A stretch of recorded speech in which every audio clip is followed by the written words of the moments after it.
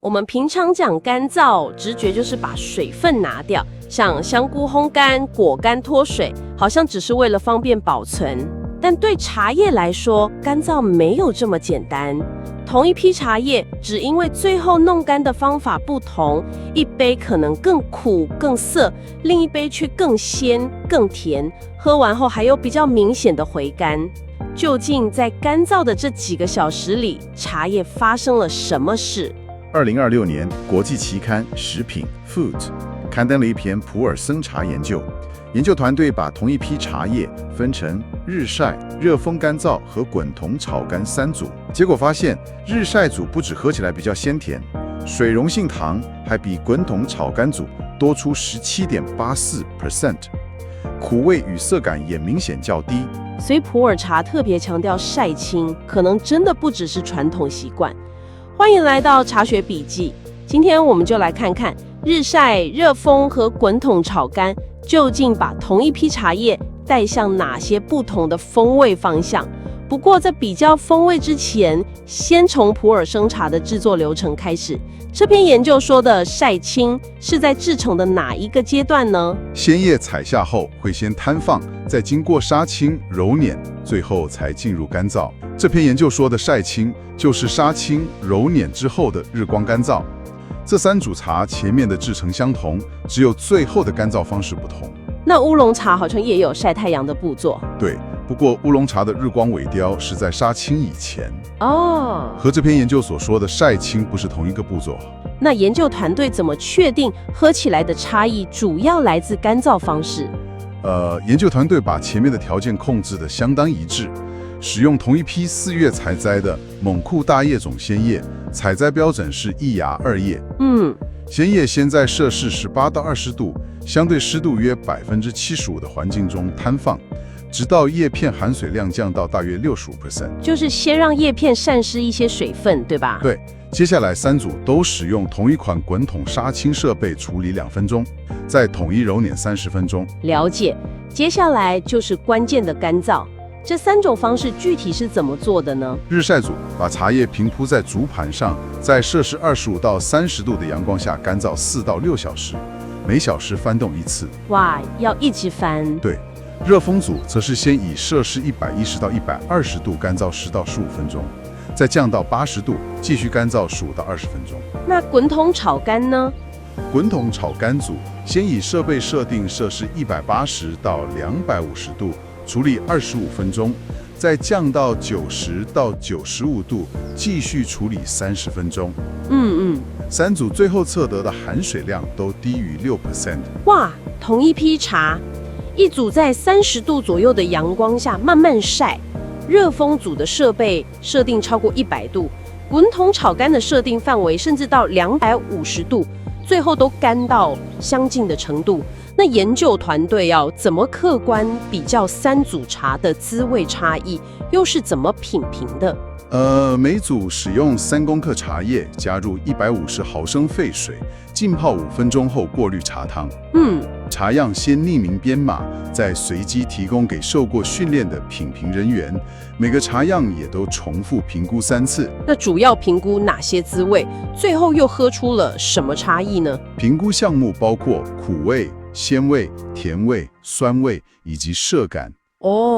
结果显示3组的酸味差不多，但苦味、涩感、鲜味和甜味都拉开了差距。哪一组的差异最明显呢？热风组和滚筒炒干组喝起来比较苦、比较涩。日晒组则比较鲜、比较甜，喝完后留下的甜味也比较明显，也就是茶友常说的回甘。等一下，比较苦是因为高温让咖啡因变多了吗？其实不是。成分分析显示，3组的咖啡因含量没有显著差异，血进出物总量也相当接近。原来如此。所以日晒组比较不苦，不是因为茶汤特别淡，也不是咖啡因特别少，主要差别先出现在儿茶素、糖和氨基酸的组成比例。那儿茶素出现了什么差别？儿茶素是茶多酚的主要成分，和茶汤的苦味、涩感与收敛感密切相关。研究测得日晒组的总儿茶素含量是16.87%，显著低于另外2组所以不只是喝起来比较不苦，日晒组的儿茶素总量也真的比较低。对，日晒组的表儿茶素酶实子酸酯 ECG， 表酶实子儿茶素酶实子酸酯 ECGC， 以及表儿茶素 EC 的含量都比较低。其中 ECG 与 ECGC 是苦涩感较强的酯型儿茶素，所以日晒组比较不苦不涩，首先就是这些苦涩相关的儿茶素比较少。对，这是第一个线索。可是不苦不代表就会甜。日晒组的水溶性糖实际有多少？研究测得的数据是，日晒组的水溶性糖含量是 6.08%， 它比滚筒丑柑组高出了 17.84%， 也比热风干燥组高出了 14.87%。这数据确实跟品评人员喝出来日晒组甜味较高的结果一致。不过茶汤的甜不会像含糖饮料一样直接，水溶性糖比较高，通常会让茶汤喝起来更圆润，也是回甘的物质基础之一。甜感有水溶性糖的数据，那鲜味呢？这里说的鲜味就是我们常听到的五妈咪吗？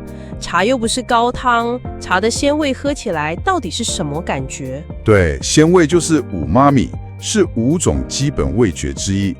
茶里的鲜味不像高汤那么明显，比较像是一种鲜爽感，会让茶汤喝起来不显得空薄，也能衬托整体的甜感。那茶里的鲜味主要和哪些成分有关？鲜味主要和氨基酸有关，虽然3组的总氨基酸含量差不多，但日晒组的茶氨酸、麩氨酸等鲜味氨基酸比较高。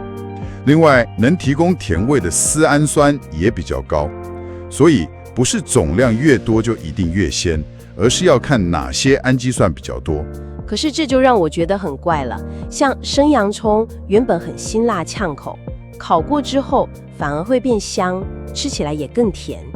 那为什么茶叶经过高温干燥，水溶性糖反而会比较少呢？因为闻起来更香，吃起来更甜，不代表原本的水溶性糖真的变多了。高温其实更容易促进梅纳反应 （Maillard reaction）。所以高温不是把糖变多，而是让部分的糖跟氨基酸跑去参与其他反应了。对，在这个过程中，部分糖跟氨基酸可能转化成烘烤香、熟香等新的风味成分。这不代表高温干燥就把茶做坏了，而是部分原本支撑鲜味跟甜味的成分转向去形成另一种高温风味了。了解，所以这其实是一种风味方向的取舍。日晒保留了茶汤的鲜甜，而高温干燥则可能带往熟香与烘烤风味。没错，在比较像风味方向的不同。而在这篇研究中，日晒组就是比较鲜甜，苦味跟涩感也比较低。但是光靠儿茶素、糖跟氨基酸，真的就能完全解释整体的口感吗？研究团队也认为，虽然日晒组的儿茶素较少，水溶性糖和鲜味氨基酸较高，但光靠这些还不足以完全解释茶汤的厚度、回甘和整体口感，所以他们进一步扩大了分析范围。扩大是用什么方式？研究团队进一步使用非标靶代谢体学 （Non-targeted metabolomics），结果在3组茶里，一共侦测到1987种非挥发性成分。哇，将近2000种！一杯看起来青涩的茶，背后竟然牵涉这么多非挥发性成分。但这些成分不可能每一种都同样重要吧？对，所以经过统计筛选后，研究团队先找出137种差异成分。其中75种能同时把日晒组和另外2组区分开来。这75种包括脂质、酚酸、萜类以及其他多种成分，而且大多数在日晒组的相对含量较高。那这75种成分真的和滋味有关吗？研究团队把这75种成分和感官评分进行相关分析，结果发现每一种至少都与一项滋味或口感指标呈现显著相关。原来如此。整体来看，大部分与鲜味、甜味呈正相关，与苦味、涩感呈负相关。了解。那刚才提到这75种成分里还有脂质，脂质是像食用油那种油吗？茶汤里怎么会有油？脂质可以先理解成茶叶里的微量油脂类成分，但不是茶汤表面浮着一层油。在日晒煮相对含量较高的脂质中，包括溶血磷脂烯胆碱。这些微量脂质真的能改变茶汤的苦涩吗？论文提出，这些脂质可能会和苦涩型儿茶素发生作用，将游离儿茶素变少。